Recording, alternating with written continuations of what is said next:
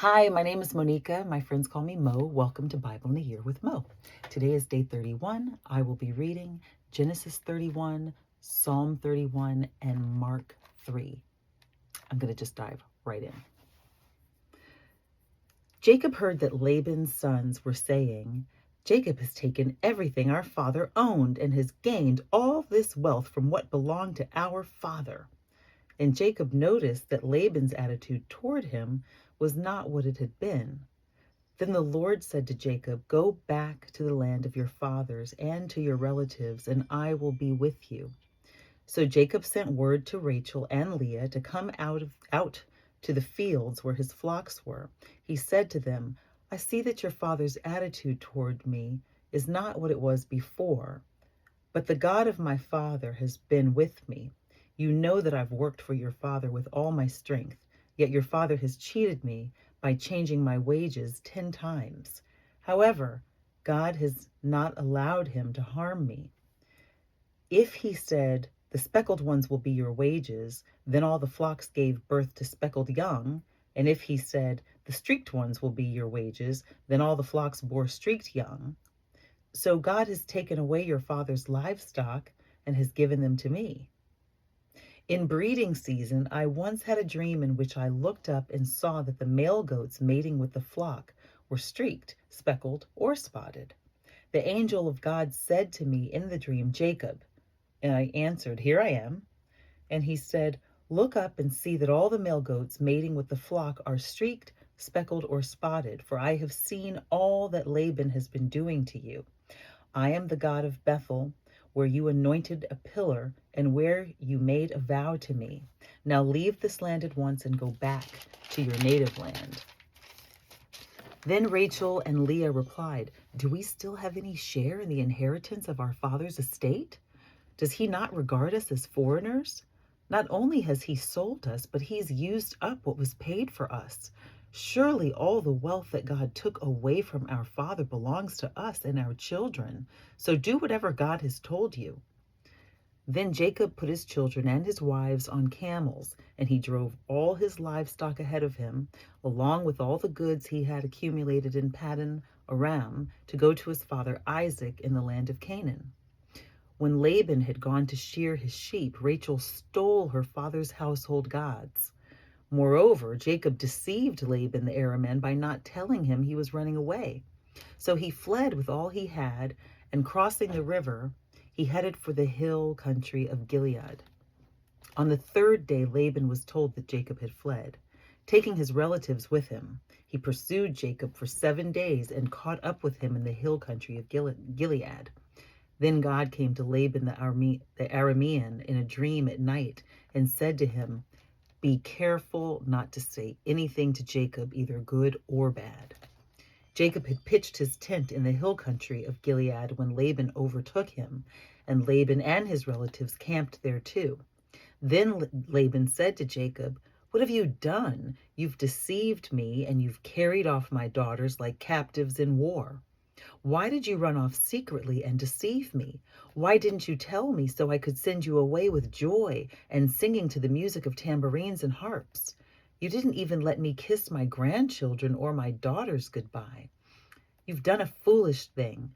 I have the power to harm you, but last night the God of your father said to me, 'Be careful not to say anything to Jacob, either good or bad.' Now you have gone off because you long to return to your father's house. But why did you steal my gods?" Jacob answered Laban, "I was afraid because I thought you would take your daughters away from me by force. But if you find anyone who has your gods, he shall not live. In the presence of our relatives, see for yourself whether there is anything of yours here with me, and if so, take it." Now Jacob did not know that Rachel had stolen the gods. So Laban went into Jacob's tent and into Leah's tent and into the tent of the 2 maidservants, but he found nothing. After he came out of Leah's tent, he entered Rachel's tent. Now Rachel had taken the household gods and put them inside her camel's saddle and was sitting on them. Laban searched through everything in the tent but found nothing. Rachel said to her father, "Don't be angry, my lord, that I cannot stand up in your presence. I'm having my period." So he searched but could not find the household gods. Jacob was angry and took Laban to task. "What is my crime?" he asked Laban. "What sin have I committed that you want to hunt me down? Now that you've searched through all my goods, what have you found that belongs to your household? Put it here in front of your relatives and mine, and let them judge between the two of us. I have been with you for 22 years now. Your sheep and goats have not miscarried, nor have I eaten rams from your flocks. I did not bring you animals torn by wild beasts. I bore the loss myself. And you demanded payment from me for whatever was stolen by day or night. This was my situation. The heat consumed me in the daytime and the cold at night, and the sleep fled from my eyes. It was like this for 20 years I was in your household. I worked for you 14 years for your 2 daughters and 6 years for your flocks, and you changed my wages 10 times. If the God of my father, the God of Abraham, and the fear of Isaac had not been with me, you would surely have sent me away empty-handed. But God has seen my hardship and the toil of my hands, and last night he rebuked you."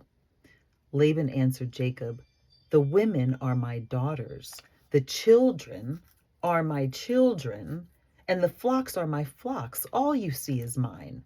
Yet what can I do today about these daughters of mine, or about the children they have borne? Come now, let's make a covenant, you and I, and let it serve as a witness between us."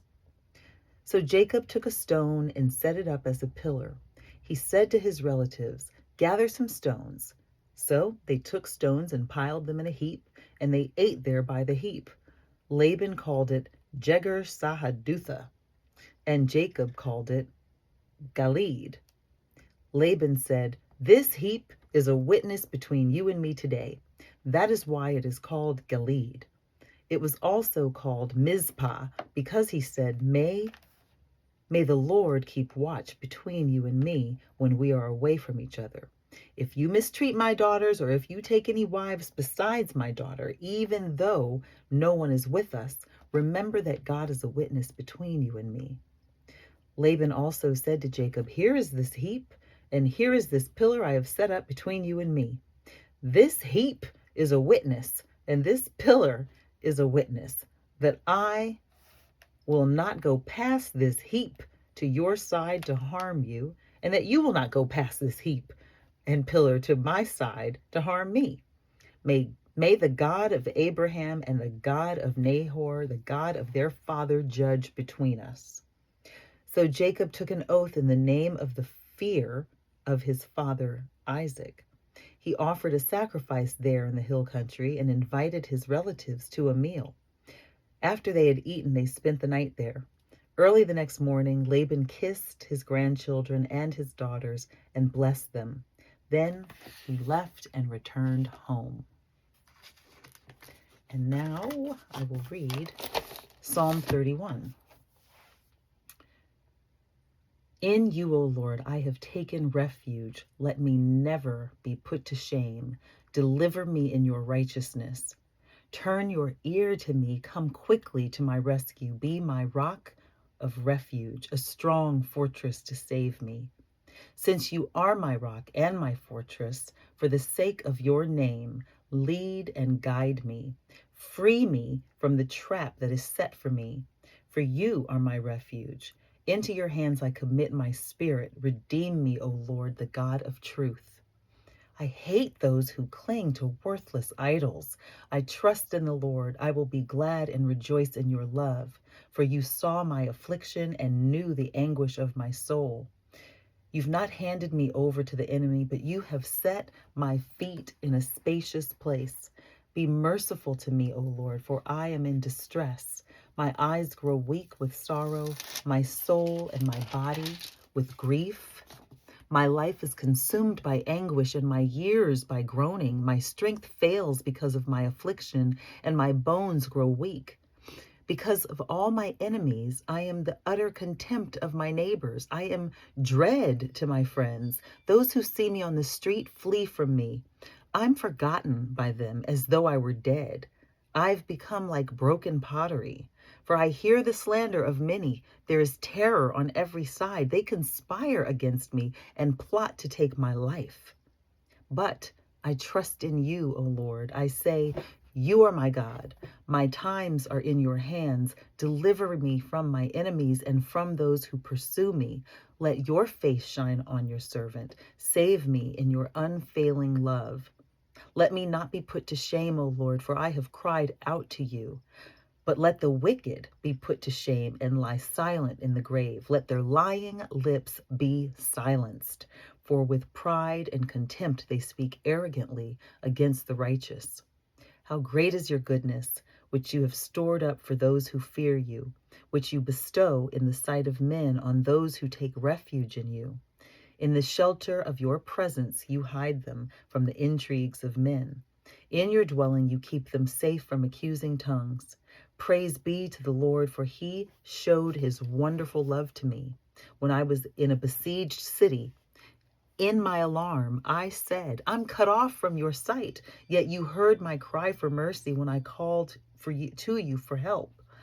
Love the Lord, all his saints. The Lord preserves the faithful, but the proud he pays back in full. Be strong and take heart, all you who hope in the Lord. Okay. And now I'm going to read Mark 3. Mark chapter 3.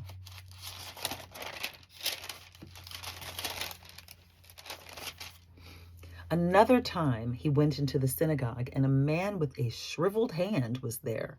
Some of them were looking for a reason to accuse Jesus, so they watched him closely to see if he would heal him on the Sabbath. Jesus said to the man with the shriveled hand, "Stand up in front of everyone."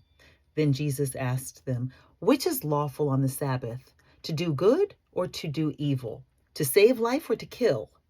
But they remained silent. He looked around at them in anger and, deeply distressed at their stubborn hearts, said to the man, "Stretch out your hand." He stretched it out, and his hand was completely restored. Then the Pharisees went out and began to plot with the Herodians, how they might kill Jesus. Jesus withdrew his disciples to the lake, and a large crowd from Galilee followed. When they heard all he was doing, many people came to him from Judea, Jerusalem, Idumea, and the regions across the Jordan and across Tyre, and Sidon. Because of the crowd, he told his disciples to have a small boat ready for him to keep the people from crowding him. For he had healed many, so that those with diseases were pushing forward to touch him. Whenever the evil spirits saw him, they fell down before him and cried out, "You are the Son of God!" But he gave them strict orders not to tell who he was. Jesus went up on a mountainside and called to him those he wanted, and they came to him. He appointed 12, designating them apostles, that they might be with him and that he might send them out to preach and to have authority to drive out demons. These are the 12 he appointed: Simon, to whom he gave the name Peter; James, son of Zebedee, and his brother John. To them he gave the name Boanerges, I don't know how to pronounce that, which means sons of thunder. Andrew, Philip, Bartholomew, Matthew, Thomas, James, son of Alphaeus, Thaddeus, Simon the Zealot, and Judas Iscariot, who betrayed him. Then Jesus entered a house, and again a crowd gathered, so that he and his disciples were not even able to eat. When his family heard about this, they went to take charge of him, for they said, "He is out of his mind." And the teachers of the law who came down from Jerusalem said, "He is possessed by Beelzebub. By the prince of demons he's driving out demons." So Jesus called them and spoke to them in parables. "How can Satan drive out Satan? If a kingdom is divided against itself, that kingdom cannot stand. If a house is divided against itself, that house cannot stand. And if Satan opposes himself and is divided, he cannot stand. His end has come.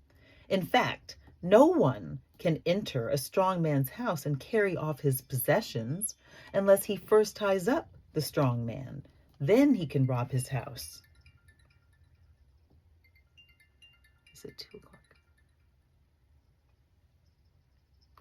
I tell you the truth, all the sins and blasphemies of men will be forgiven them. You know what?